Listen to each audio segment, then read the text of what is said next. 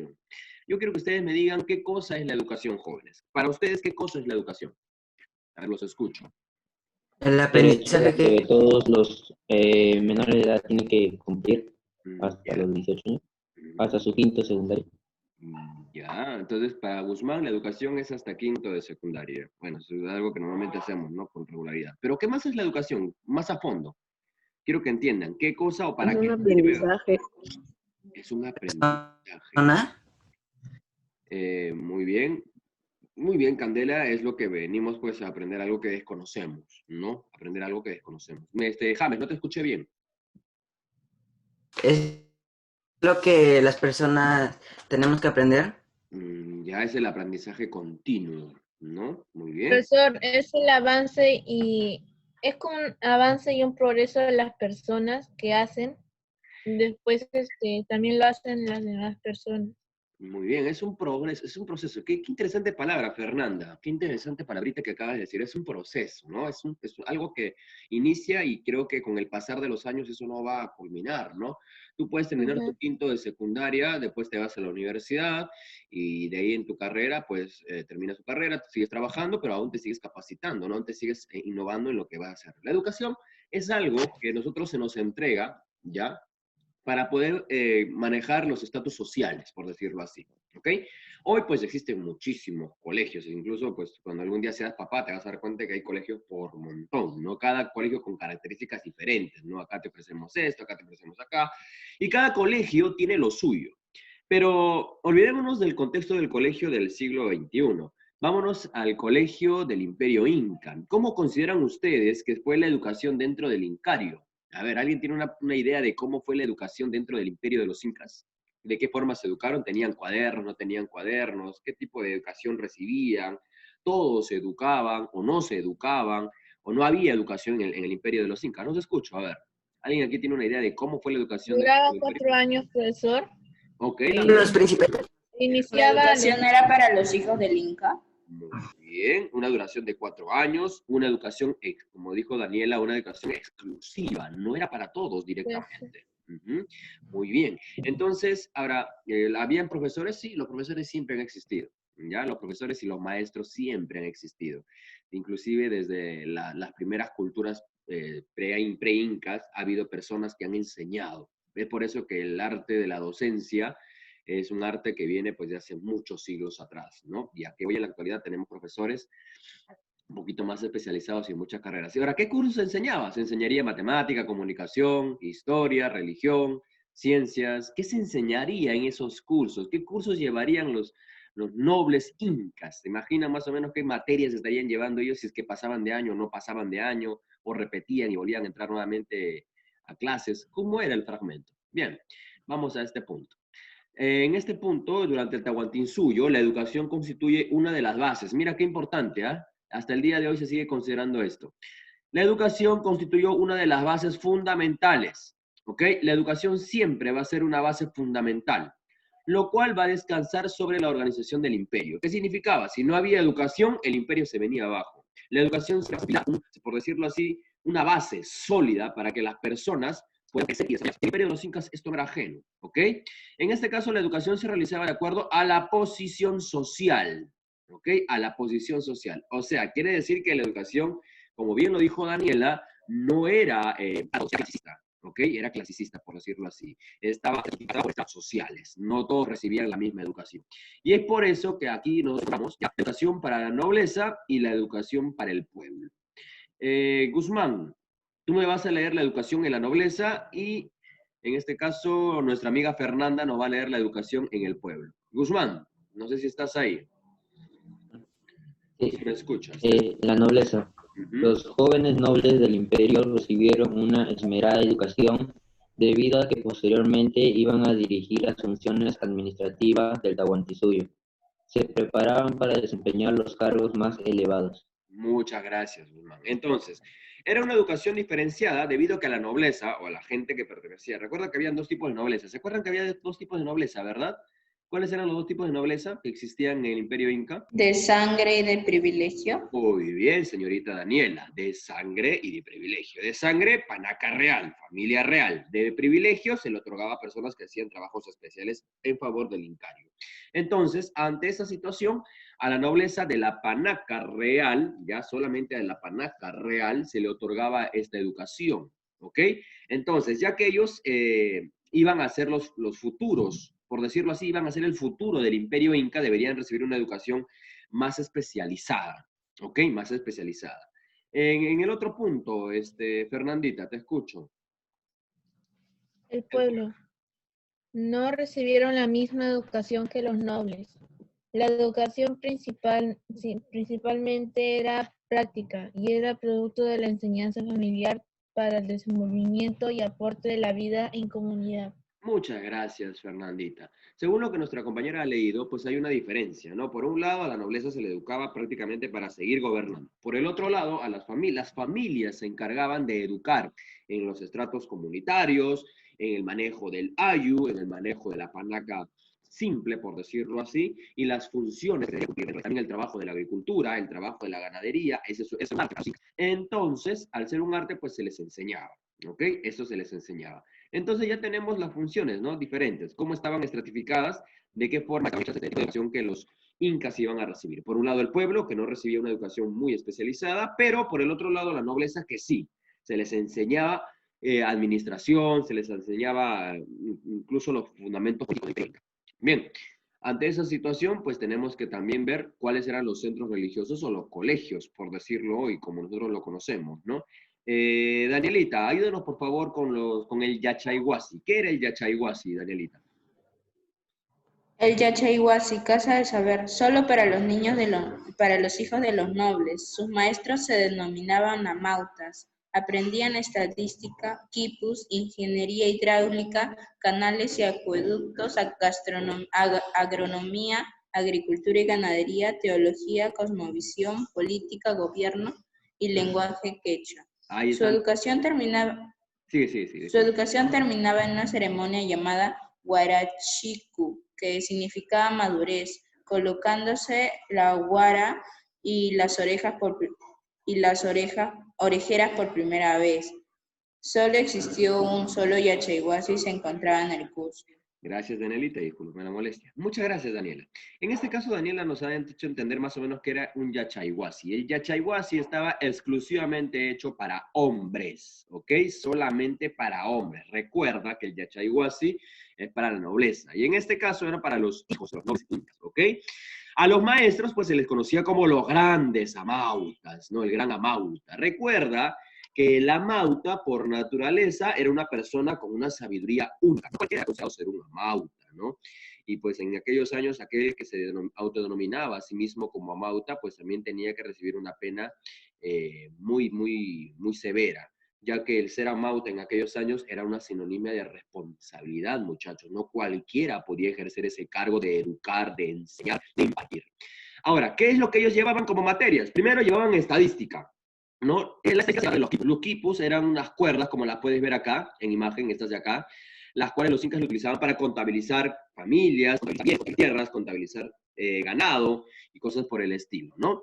También aprendían lo que era la ingeniería hidráulica, el trabajo de hacer los canales y acueductos dentro del imperio. O sea, saber la construcción de no es que ya hago una caneleta con mi pala y listo. No. Eso tenía su ciencia, jóvenes. Y luego también se trabajaba el curso de agronomía, que era prácticamente la agricultura de la tierra y cómo domesticar a los animales. En teología, que era el aspecto de la religión, por decirlo así, ¿ya? La palabra teo viene de Dios, logía de estudio, entonces el estudio de Dios, por decirlo así, era la cosmovisión de los astros, el conocimiento de los dioses, y los incas tuvieron muchísimos dioses también, pero muy diferentes, ¿ya? Y luego aprendían política, la forma de gobierno, cómo deberían gobernar, y por último aprendían pues el quechua, ¿no? Como una parte genérica del Tahuantinsuyo. Luego de esto también se estudiaban y se iban a graduar, ya había una ceremonia de graduación, y a la ceremonia de graduación le llamaban el Huarichicu, ¿ya? Que a la vez era sinónimo de que ya eran juez, ¿ok? En este caso, por primera vez se les colocaba las orejeras, que es esto de acá, ¿ya? Esto de acá, estas orejeras y solamente era para gente exclusiva, no cualquiera también podía colocarse las orejeras. Ya que habías alcanzado la educación real y estabas listo ya para poder ejercer algún cargo político dentro del imperio, ¿ok? Ahora, en el caso del Yachaywasi solo existió uno, ya que prácticamente no era necesario tenerlo en otro lado, pues el Cusco era el centro político religioso y a la vez educacional del imperio, ¿ok? Bien, entonces tenemos el Yachaywasi. Pero en ese caso, ¿también habría existido una educación para las mujeres? Claro que sí, las mujeres también se educan. Y para eso pues va a existir el famoso Acaiguasi, ¿ok? En este caso, para el Acaiguasi, vamos a buscar a ver una señorita que nos ayude a leer. No, no hay muchas señoritas aquí, creo. A ver, sí, ya te vi. Lectura del Acaiguasi. A ver, ¿qué es el Acaiguasi? ¿Dónde era el Acaiguasi? ¿Qué cosa fue el Acaiguasi? Vamos a leer aquí, ¿ok? Miren, un ratito. Okay. Acaiguasi. No tienes el término. No tienes el término. Y Achaiguasi significa casa del saber, ¿verdad? En cambio, Acaiguasi significa casa de escogidas. Y exclusivamente era para mujeres esta parte de la educación. En este caso, solamente era para tanto. Pero aquí hacían un paréntesis y también añadían a mujeres del pueblo. ¿Ok? Seleccionadas por su belleza e inteligencia, ya se les seleccionaba prácticamente entre los 8 a 10 años, se les seleccionaba a estas mujeres, ¿no? Y de esa forma, pues, se veía que querían prácticamente ser mujeres que tuvieran también una capacidad de inteligencia, no solamente bonitas, sino también que tengan algo en el cerebro. Ahora, también estas, si en el caso de los hombres estaba el amauta, quien enseñaba los documentos educacionales, en las mujeres estaban las mamaconas, ¿ok? Las mamaconas eran las profesoras, por decirlo así, de estas mujeres. Ahora, ¿qué es lo que aprendían ellas dentro del Acaiguasi? Pues ellas aprendían a bailar, a tañer instrumentos musicales para las ceremonias, ¿ok? Prácticamente eran servicios especiales, por decirlo así. También eran educadas para los cultos religiosos. Al fin, podían ser, en el caso, en algunos puntos, ya al final podían ser sacrificadas a los dioses. En algunos puntos, algunas mujeres eran sacrificadas por tener una cercanía, por decirlo así, una epifanía, por decirlo de esa forma. Algunas eran regaladas como esposas, ¿ok? A los nobles. O ser esposas secundarias también. Otras también se podían mantener como esposas vírgenes del sol. Entonces tenían varias funciones las mujeres. Luego de esto, pues también se sabe, ya y se conoce, que en los Acaiguasi eran talleres textiles, donde se producían ropa para el Estado. O sea, las mujeres se encargaban directamente de poder producir, por decirlo así, vestimenta para el Inca, para la familia del Inca, para la gente de la nobleza, tanto de sangre como de... Estas, pues, se debían mantener castas sexualmente hasta ser desposadas. En este caso estamos hablando de virginidad, ¿no? Que se tenían vírgenes hasta prácticamente ser desposadas. Ya luego del desposatorio recién pues podían ellas formar su hogar, su familia y en este caso ya pertenecer a un hogar, ¿no? Luego de esto sabemos que el Acaiguasi fue único, el Acaiguasi fueron 30, ¿ya? Y estos estaban a lo largo de todo el Tahuantinsuyo. ¿Por qué a lo largo de todo el Tahuantinsuyo? Porque se escogían, ¿ok? Se elegían de todo el territorio del Tahuantinsuyo y se las seleccionaba y se las llevaba prácticamente al Cusco y ahí se les impartía, o también desde lugar donde se podía impartir esta educación. ¿Ok? Bien, entonces, ¿era muy importante también la labor de las mujeres? Sí, tampoco no vamos a decir que las mujeres no hicieron nada. Profesor, Te escucho, Daniela. profesor, tengo una duda. Creo que ellas no podían verse con ningún hombre, ¿no? Exactamente. En el Acaiguasi era exclusivo para mujeres. Es como decir, no un colegio para varones y un colegio para mujeres, por decirlo de esa forma. Y ellas durante su trabajo o estudio, por decirlo así, estaba prohibido encontrarse con un varón. Hasta por eso más o menos encontramos este punto de aquí, ¿no? Ellas deberían permanecer castas, y no solamente sexualmente, sino también hablando de la forma de retórica de encontrarse con una persona. No podían ellos verse con una persona. Así, en este caso del sexo. Profe, ¿y qué pasaría? Profe, ¿qué pasaría si no le haría caso? ¿Qué pasaría si incumplía las normas, ¿no? Como ya ustedes están pensando en romper las reglas, ya. A ver, ¿qué pasaría si es que ella rompía las reglas? Prácticamente, pues, se las expulsaba. Ya se las expulsaba de la Acaiguasi.